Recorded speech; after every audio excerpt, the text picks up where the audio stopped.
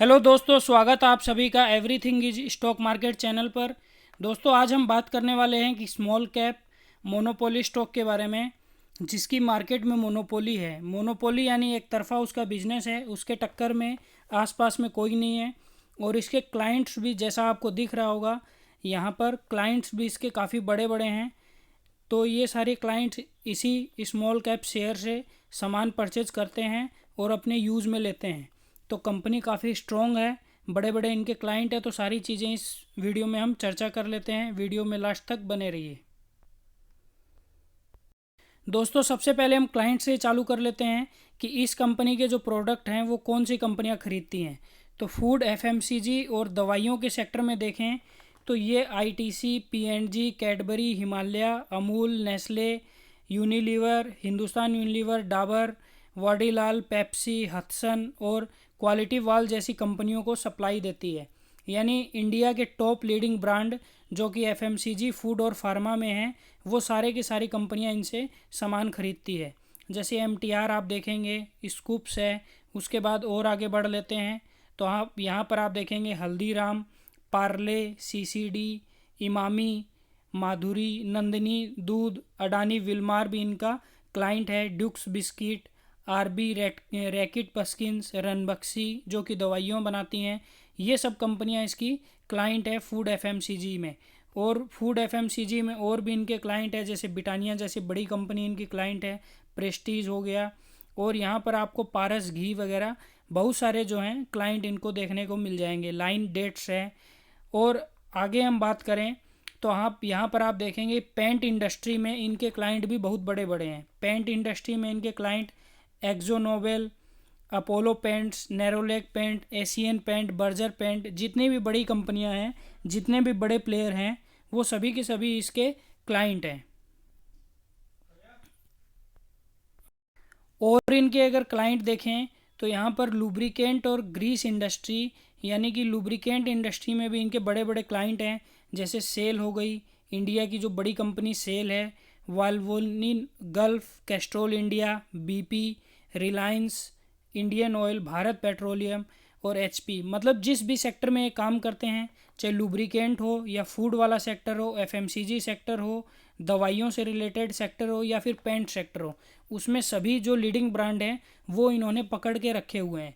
मतलब इनके ग्राहक जो हैं वो बड़े से बड़े ग्राहक हैं। तो यदि नया कोई ग्राहक जुड़ता है तो वो इन ग्राहक के पोर्टफोलियो को देख कर, कि मतलब पहले से ही इतने बड़े बड़े इनके कस्टमर हैं, तो वो जुड़ने में कोई भी उनको दिक्कत नहीं होती है। वो बहुत जल्दी ही इनसे माल परचेज कर लेता है।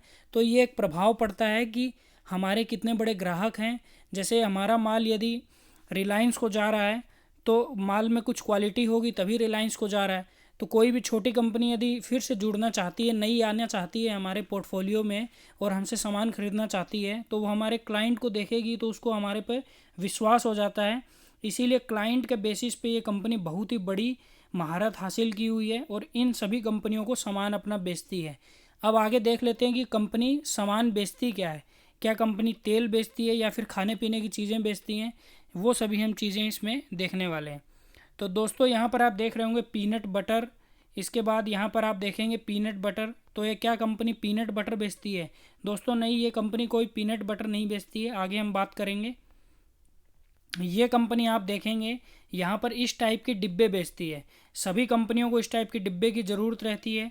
जैसे कैस्ट्रोल कंपनी को, भारत पेट्रोलियम कंपनी को, एशियन पेंट कंपनी, पेंट कंपनियों को खाने पीने वाली चीज़ों के लिए इस राउंड शेप टाइप के डिब्बों की ज़रूरत रहती है। चौकोर डिब्बों की ज़रूरत रहती है। और आप देखेंगे यहाँ पर स्वीट बॉक्स जैसे हल्दीराम वगैरह कंपनियों को इस टाइप के डिब्बों की ज़रूरत रहती है। और आइसक्रीम कंपनियों को इस टाइप के डिब्बों की ज़रूरत रहती है। तो ये कंपनी उन कंपनियों को ये इसी टाइप के डिब्बे प्रोवाइड करवाती है। अब कंपनी आप देखेंगे कि इस टाइप के डिब्बे, जैसे कि जिनमें अमूल, बटर, घी, दूध, ये सारी चीज़ें आ जाए। कैस्ट्रोल की बाल्टी आपने देखी होगी, Asian paint, Berger paint paint बाल्टी आपने देखी होगी। और बहुत सारे जो डिब्बे रहते हैं या बड़ी बाल्टी रहती है, चौकोर से लेकर गोल तक, ये सारी की सारी जो बाल्टियाँ डिब्बे हैं वो सारे ये कंपनी बड़ी बड़ी कंपनियों को प्रोवाइड करवाती है। इस कंपनी का नाम क्या है? तो दोस्तों इसका नाम है mold tech packaging limited, MOLD packaging limited इस कंपनी का नाम है। 932 रुपये का इसका शेयर है और अभी तक इसने जब से लिस्ट हुआ है 761% की रिटर्न आपने इस शेयर ने दिए हैं। ये शेयर यहाँ से लिस्ट होके अभी धीरे धीरे अपनी रफ्तार बढ़ा रहा है और यहाँ पर अभी पहुँचा है। तो बहुत ही अच्छा कंपनी का शेयर है। अब सारी की सारी चीज़ें इसकी बैलेंस शीट वगैरह देख लेते हैं और इसका शेयर होल्डिंग पैटर्न वगैरह फाइनेंशियल इसके देख लेते हैं, बाकी सारी चीज़ें इसमें देख लेते हैं। तो यहाँ पर अगर आप देखेंगे तो इस कंपनी के पास जो टोटल रिजर्व एंड सरप्लसेस हैं, तो यहाँ पर आप मार्च 2018 में जो 166 करोड़ के थे वो बढ़कर 2020 में 183 के हो गए, 21 में 2041 और 22 में 422 करोड़ के हो गए।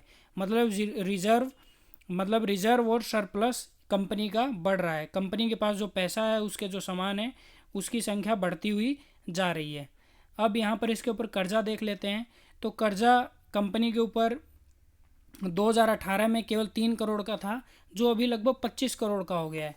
तो अगर कर्जा है कंपनी के ऊपर तो कर्जा डेट फ्री भी होना चाहिए, वो एक अच्छी बात है। लेकिन कभी कभी काम के लिए भी कर्जा लिया जाता है तो कोई दिक्कत वाली बात नहीं है, क्योंकि कंपनी के पास अगर उतना कैश भी पड़ा हुआ है, हम देखेंगे यहाँ पर कंपनी के पास 16 करोड़ का लगभग कैश पड़ा हुआ है, तो कंपनी कभी भी डेट फ्री हो सकती है। और ऑलमोस्ट इसको 25 करोड़ का कर्जा है, तो लगभग डेट फ्री की कंपनी नज़दीकी है।